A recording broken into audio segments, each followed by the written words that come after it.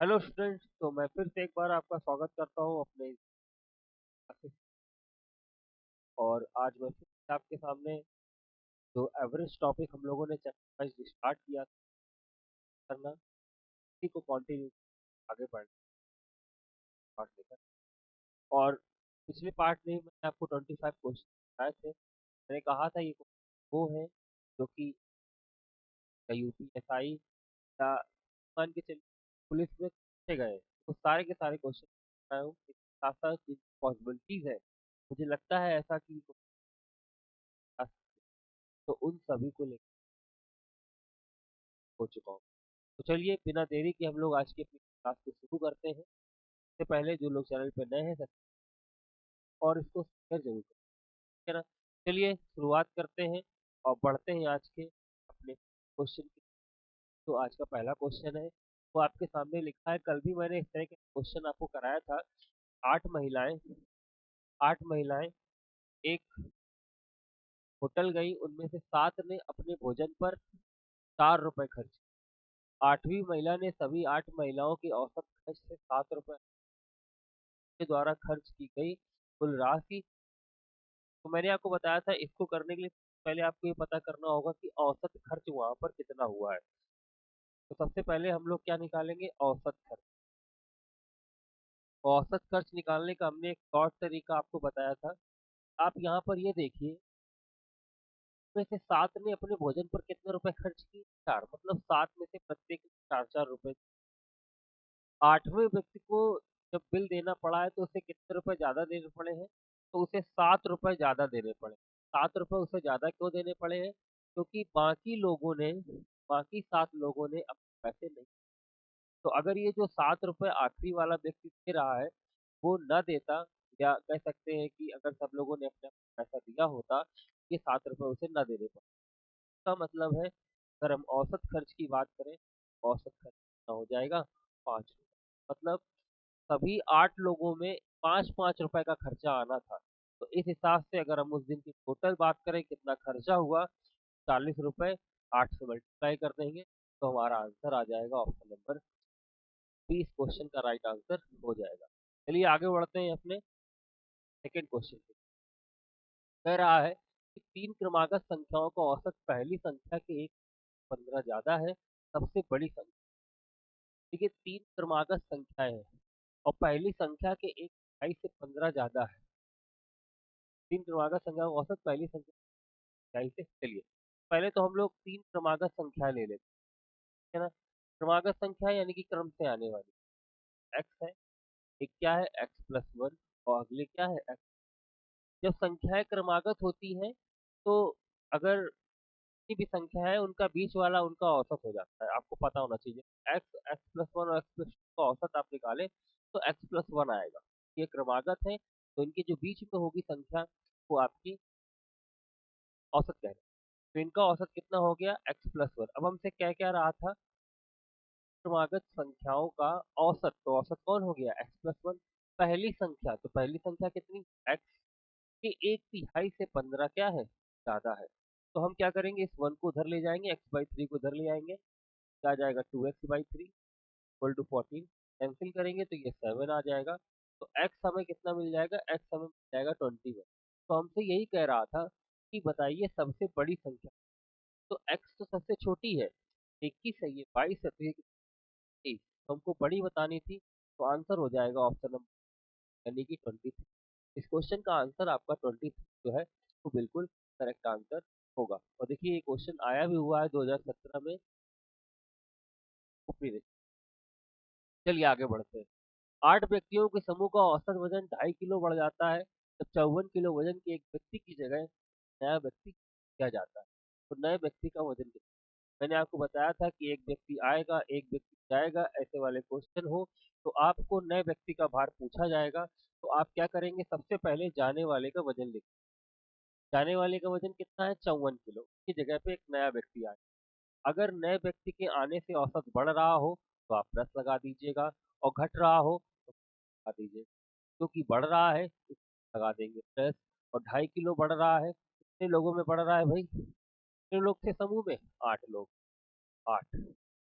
54 ये हो गया और 25 बच्चे 200 यानी 20 तरीके से नए व्यक्ति का भार कितना होगा भाई? 74 किलो हो जाएगा ना। ए इसको का करेक्ट आंसर हो जाएगा। क्लियर है? तो आंसर इसका क्या होगा? Option number A. चलिए आगे बढ़ते हैं। समय नहीं गवाऊंगा मैं आपका, समय बहुत कीमती है आपका, बहुत कम कीमती है। उस समय को सही प्रयोग करिए। देखिए, नेक्स्ट क्वेश्चन कह रहा है कि 31 मैच में धोनी का औसत कितना है? 31 रन। मतलब 31 रन धोनी का औसत है 31 मैचों में। फिर कह रहा है अपने औसत में 2 रन की वृद्धि करना चाह रहे हैं। धोनी जी क्या करना चाह रहे हैं? अपना औसत 2 रन बढ़ाना चाह रहे हैं। अगले मैच में कितने रन बनाने होंगे?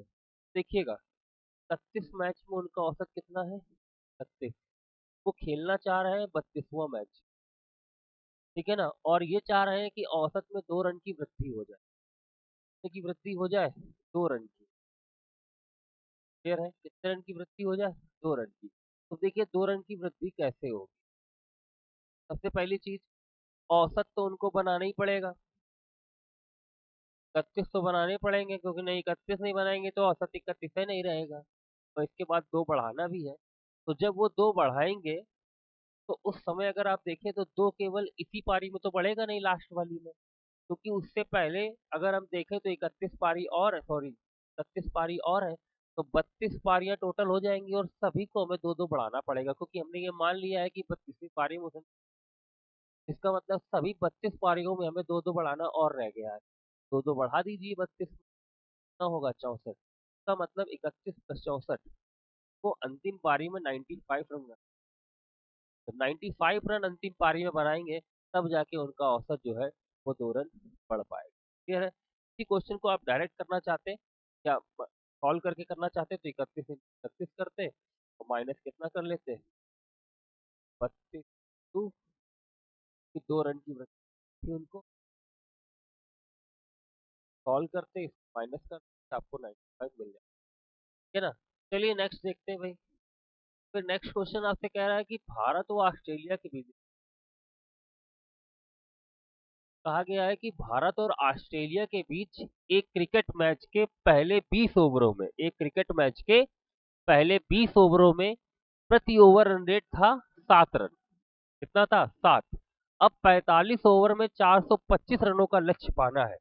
45 ओवर में टारगेट कितना है? 425 रन का। भारत के लिए न्यूनतम कितनी औसत बनाए रखना जरूरी है ताकि ये पक्का हो जाए कि वो खेल जीत जाएगा? तो देखिए 20 ओवर में कितने रन रेट है? 7 का। तो 20 ओवर में अगर 7 का रन रेट है, इसका मतलब है टीम ने 140 रन बना लिए हैं और टोटल टारगेट कितने का था? 425 रन का। तो 425 में ये 140 घटा दीजिए आप, तो ये कितना आ जाएगा आपका? जैसे ही आप इसको माइनस करेंगे, क्या आ जाएगा आपका? 325। 325 में 40 जाएंगे यानी कि 285। 285 रनों की और जरूरत है अभी।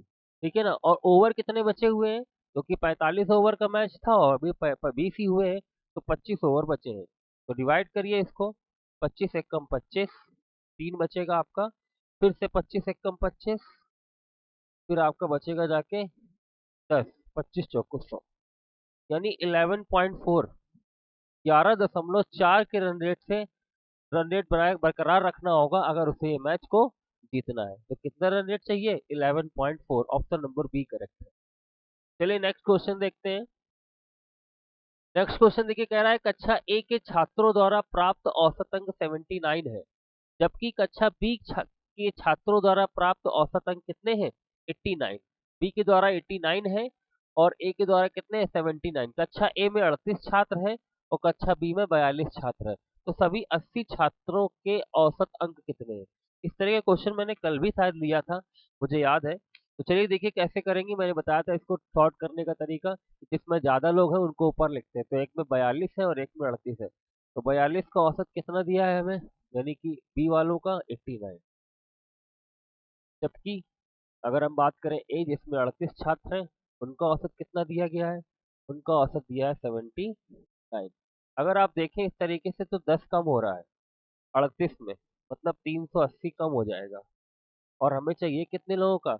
42 और 38 80 हो जाएगा। 80 से डिवाइड कर दीजिए, इसको काट लीजिए 2 से, तो आ जाएगा 19/4। डिवाइड करेंगे इसमें तो 4.75 4.75 की कमी आ जाएगी 89 में, तो 89 में 4 जाएंगे तो 85 बचेगा। 85 में ये 0.75 और माइनस करेंगे तो 84.25, that is answer number A. तो आंसर इसका ए ऑप्शन जो है वो करेक्ट आंसर हो जाएगा। चलिए आगे बढ़ते हैं।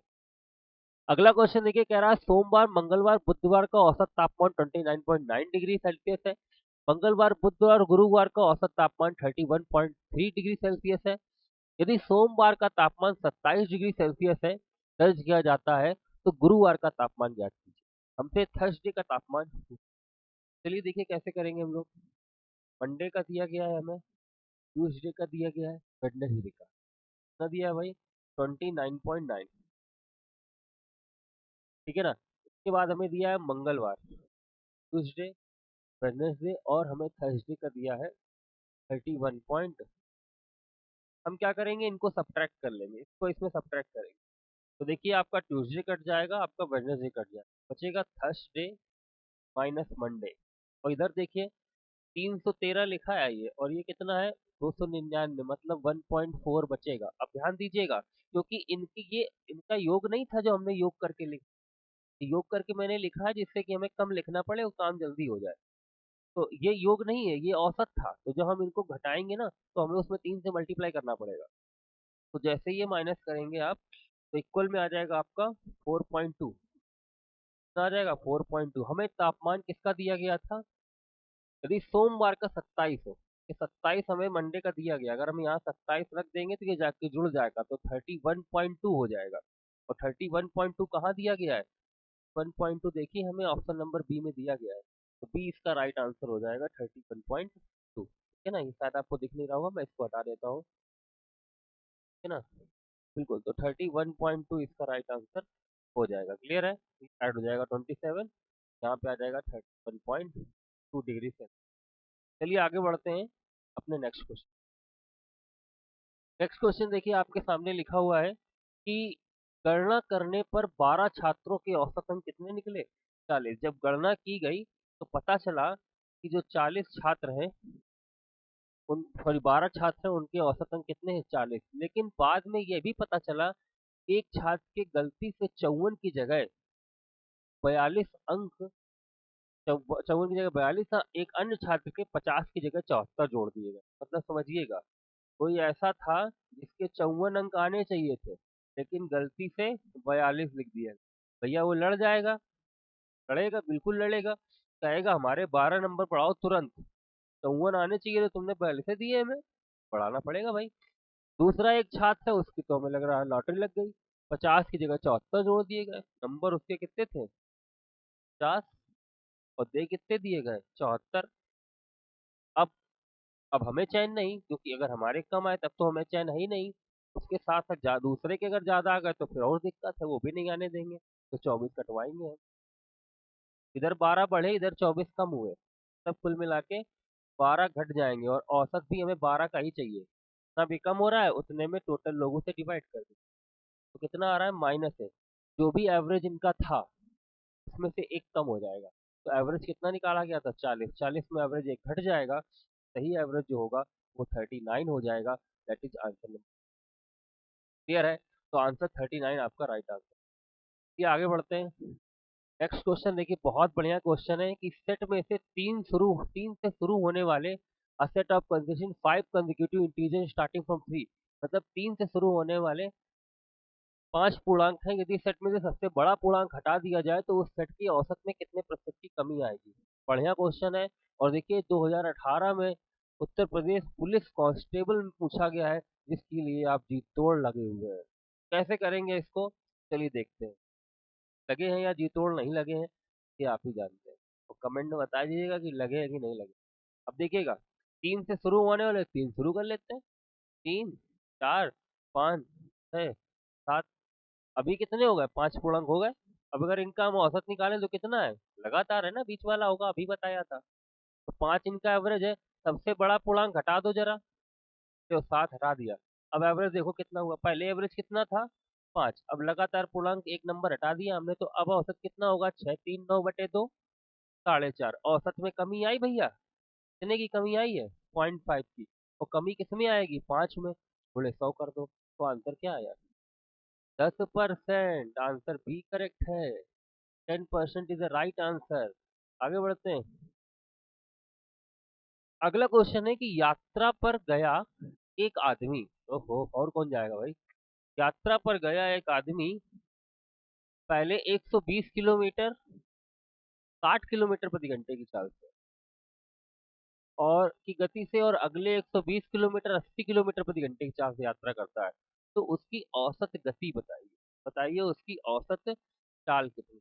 तो देखिए, आप सभी को पता होना चाहिए कि जो औसत चाल होती है, क्या होती है? औसत चाल। औसत चाल बराबर होता है कुल दूरी बटे कुल समय। दूरी देखो कितनी चली, प्यारे 120 यहाँ चली और 120 कहाँ चली है? यहाँ। तो कितना आ जाएगा? 240 टोटल दूरी हो। समय देखिए कितना लगा है। यहाँ समय देखिए कितना लगा है? 2 घंटे। यहाँ 2 घंटे। और यहाँ डिवाइड करिए जरा। तो आप डिवाइड करेंगे तो लगभग 4 से 12 1.5 घंटा लगा। तो 2 और 1.5 3.5 घंटा। मतलब 7/2 हम कहते हैं। तो ऊपर आ जाएगा 480/7 को डिवाइड कर लो। देखो 70 से तो आने से रहा, 70 भी नहीं आएगा क्योंकि 480 है, 490 होता तब 70 आता। तो ये दोनों कट गए। तो देखो लगभग 10 कम है और 10 में भाग दो तो एक ही बार जाएगा, लगभग लग रहा है। फिर भी डिवाइड कर लेते हैं। 7×6 = 42। कितना बचा हमारे पास? हमारे पास बचा 6 और ये 60 बचा। 7×8 = 56। 4 बचा। समझ गए हम। आंसर कौन सा है? B answer. अब अच्छा, इसको हम एक तरीका और था, क्योंकि जब डिस्टेंस सेम होती है ना तो हमारे पास एक फॉर्मूला भी होता है, हम वो भी अप्लाई कर सकते हैं। 2xy/x+y, जरूर आपने पढ़ा होगा, अक्सर एग्जाम में क्वेश्चन आता है। तो जब ये फॉर्मूला तब अप्लाई करते हैं जब डिस्टेंस सेम होती है, लेकिन डिस्टेंस जब अलग अलग होगी तो हमारे पास बेसिक फॉर्मूला ही होता है कुल दूरी बटे कुल समय औसत चाल। चलिए आगे बढ़ते हैं। नेक्स्ट क्वेश्चन कह रहा है एक परिवार में माता पिता और 3 बच्चे हैं। तो माता है, पिता है और बच्चे कितने हैं? 3 बच्चे हैं, मतलब कुल 5 लोग हो गए। यदि माता पिता की औसत आयु 36 वर्ष। देखिए, माता पिता की औसत आयु 36 वर्ष का मतलब है माता और प्लस पिता। माता प्लस पिता, आयु का योग हो गया 72। समझ पा रहे हैं आप? क्लियर है। आगे देखिए, कह रहा है बच्चों की औसत आयु 10 वर्ष है। तो मतलब 3 बच्चे थे, तो अगर हम उनकी आयु का योग निकालें, 30 उनकी आयु हो गई। तो परिवार की औसत आयु जोड़ो जरा इनको। 92 हो गई। 92 हो गई ना? ना ना ना ना ना राधे ना। 102 हो गई है। कितनी हो गई? 102। अब इसमें डिवाइड करना है हमें, कितने थे? 5। 5 से डिवाइड करिए तो 4 क्लियर है। इसका मतलब है आंसर क्या हो जाएगा? Answer answer answer option number B, 20.4। यही इस परिवार की औसत उम्र हो जाएगी। क्लियर है। आगे बढ़ते हैं। अगला क्वेश्चन आपके सामने स्क्रीन पर ये रहा। लिखा हुआ है एक छात्र के अंक 68 के बजाय 88 के रूप में दर्ज कर दिए गए। ओहो, मतलब 68 नंबर थे लेकिन उसके कितने ज्यादा अंक दे दिए गए? 88। कितने ज्यादा दे दिए गए? 20 अंक ज्यादा दे दिए। कह रहा है इस कारण उसका कक्षा के औसत में 0.5 बढ़ गया। अब देखिए, कक्षा का जो औसत बढ़ता है, अगर हम ये पता करना चाहें कि जो ये औसत मान लो बढ़ा, तो औसत में हम किससे गुणा करते हैं? हमें ये पता चल जाता है कि योग कितना। हम पदों की संख्या से ही तो गुणा करते हैं, है ना? तो अब यहाँ पर देखिए, औसत में ये जो गलती करी है उसकी वजह से कितने अंक बढ़ गए? 20। जबकि औसत कितना बढ़ा? मात्र औसत बढ़ा 0.5। तो 0.5 एवरेज बढ़ा है। अगर इसमें हम पदों की संख्या से गुणा करा दें तो हमें ये पता चल जाएगा कि आखिर जो गलतियां हुई है ना वो कितनी हुई है नंबर में, ये पता चल जाएगा हमें। तो हमने तुरंत मान लिया एन छात्र थे या एक्स छात्र थे। तो एक्स छात्र थे तो 0.5 उनका योग रहा होगा, और वो इसके बराबर नहीं होगा क्या? 0.5x, पॉइंट से पॉइंट गया, ये 20 आया, 5 से इसको काटा तो x की वैल्यू कितनी आ जाएगी? 40। इसका मतलब है 40 छात्र थे टोटल। कितने थे? 40 छात्र। ठीक है ना? तो यही पूछा गया 40 छात्र, आंसर बी करेक्ट हो जाए। चलिए आगे बढ़ते हैं। नेक्स्ट क्वेश्चन देखिए क्या कह रहा है कि x 5 संख्याओं के औसत को निरूपित करता है। x ये बताता है कि हम 5 संख्याओं के औसत है। यदि प्रत्येक संख्या को 5 से गुणा कर दिया जाए, तो हमने आपको बताया था, जब भी, कल ही मैंने समझाया था अभी, कि अगर कुछ संख्याओं का औसत कुछ दिया जाए, प्रत्येक संख्या में 4 जोड़ दो तो तुम औसत में 4 जोड़ दो, प्रत्येक संख्या में 4 से गुणा कर दो तो तुम औसत में 4 से गुणा कर दो, प्रत्येक संख्या में 5 से गुणा कर दिया जाए तो औसत में करा दीजिए, प्रत्येक संख्या में 5 से भाग दे दे तो औसत में 5, मतलब जो प्रत्येक संख्या के साथ होगा वो औसत के साथ देना है। तो आंसर यहाँ पे हो जाएगा 5x, क्योंकि 5 से गुणा किया गया है, यदि 5 से गुणा कर दिया। क्लियर है? चलिए आगे बढ़ते। नेक्स्ट क्वेश्चन कह रहा है पिता माँ और बेटे समेत, पिता माँ और बेटे समेत मतलब 3 लोग हो गए, एक परिवार की औसत आयु 38 है ना। परिवार में कौन कौन है भाई, पता कर लीजिए, भूल जाएंगे आप। पिताजी हैं, माताजी हैं और पुत्र जी हैं। और सभी की आयु का औसत कितना है? 38। क्लियर है? आगे बढ़ते हैं। 5 साल पहले पिता की उम्र माता की आयु से 25% अधिक थी, और माँ और बेटे की आयु के बीच का अंतर 31। आज यदि बेटे और पिता की आयु के बीच का अंतर 41 है, तो पिता की वर्तमान आयु। काफी कॉम्प्लिकेटेड क्वेश्चन है, पढ़ने में तो थोड़ा सा ऐसा ही महसूस हो रहा है। कैसे इसको करेंगे समझिएगा। पहली चीज तो, सबसे पहली चीज हम यहाँ पर ये देख रहे हैं कि 5 साल पहले पिता की उम्र जो थी माता की उम्र से कितनी थी? 25%। चलिए पिता और माता की बात कर ले। पिता की उम्र माता की उम्र से 25% का मतलब अगर इनकी उम्र 4 है तो इनकी उम्र कितनी हो जाएगी? 5। इनकी उम्र 4 तो इनकी उम्र 5 हो जाएगी। फिर कह रहा है माँ और बेटे, माँ और पुत्र की बात करते हैं। यदि माँ और बेटे की आयु के बीच का अंतर 31 है, माता और बेटे की उम्र की आयु का अंतर कितना है? 31। 5 साल पहले की बात ये है, तो अगर हम ये मान लें कि माता x है तो पिताजी 5x होंगे। कब? 5 साल पहले। तो अभी कितने के होंगे? इस समय 5 जोड़ दीजिए तो अभी की पता चल जाएगी। पिताजी हो गए 5x+5 के, और माता जी कितनी हो गई? 4x+5 की। ठीक है ना। अब माता जी अगर 4x+5 की है, तो पुत्र जी देखिए कैसे निकले। पुत्र इसमें 31 घटा दीजिए तो पुत्र की उम्र आ जाएगी 4x-20। ठीक है ना। पुत्र की उम्र आ जाएगी 4x-, ठीक है। ये देखिए सबकी उम्र अब आपको मिल चुकी।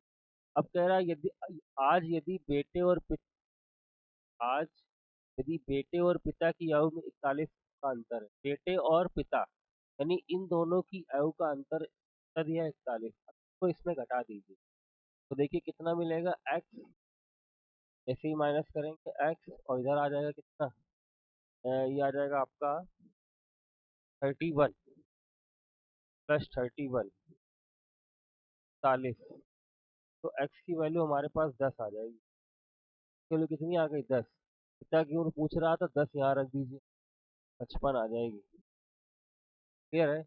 मतलब ये समझ रहे हो, तो जो 38 दिया है इसका कोई यूज नहीं हुआ, कोई यूज नहीं है इसका, केवल खेलने के लिए दिया गया है। थोड़ा दिमाग लगाना है आपको। ये इसकी लाइन का कोई भी यूज नहीं है, हटा भी दे तो भी कोई जरूरत नहीं। समझ पा रहे हैं? मैं एक बार फिर से रिपीट कर रहा हूँ क्वेश्चन को, बहुत अच्छे से समझिएगा। 5 साल पहले पिता की उम्र माता की उम्र आयु से 25% अधिक थी। मैंने मान ली माता जी की उम्र 4x, तो पिताजी की 5x हो गई। कब? 5 साल पहले। तो अगर हम 5 साल पहले इतने इतने के थे तो अभी कितने के हैं वर्तमान में? 5-5 जोड़ दिया, दोनों की उम्र आ गई। अब क्योंकि हमसे कहा गया था कि बेटे की आयु और माँ और बेटे की आयु का अंतर 31 है, तो माँ बड़ी है इसलिए -31। अब माँ की उम्र यहाँ से हमने ये निकाल ली है 4x+5, मैंने यहाँ रखी, s निकाल लिया यहाँ से, ये आ गया आपका 4x-26। कितना आ गया यहाँ से? 4x-26। अब इस 26s को हमने क्या किया? अब इसके बाद आखिरी में बोला गया था